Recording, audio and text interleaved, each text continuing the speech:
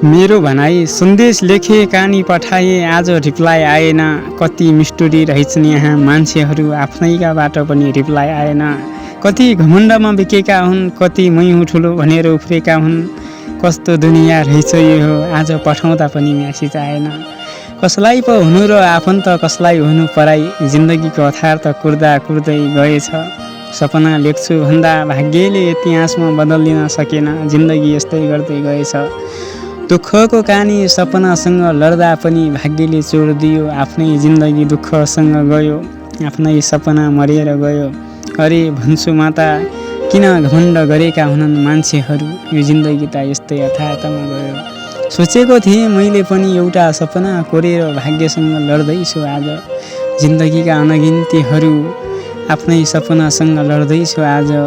यो रहर यो सपना कति थिए कति, आफ्नै जिन्दगीका अनगिन्ती मारेर हाँस्दैछु आज। आज दुःखमा छु भनेर केवल आँसु ढिका झारेको होइन, यो केवल एउटा सन्देश लेख्दैछु आज। पढाइ त्यति भएन, आफ्नै जिन्दगीमा तनाव थियो। लेख्छु भन्दा पढ्छु भन्दा बालापनमै यो जिन्दगी यस्तै गर्दै गएको थियो।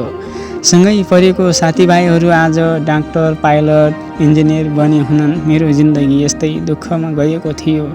रहर त कति थिए कति, जिन्दगीसँग लडे, आफ्नै जिन्दगीको तनाव र अभावसँग लडे।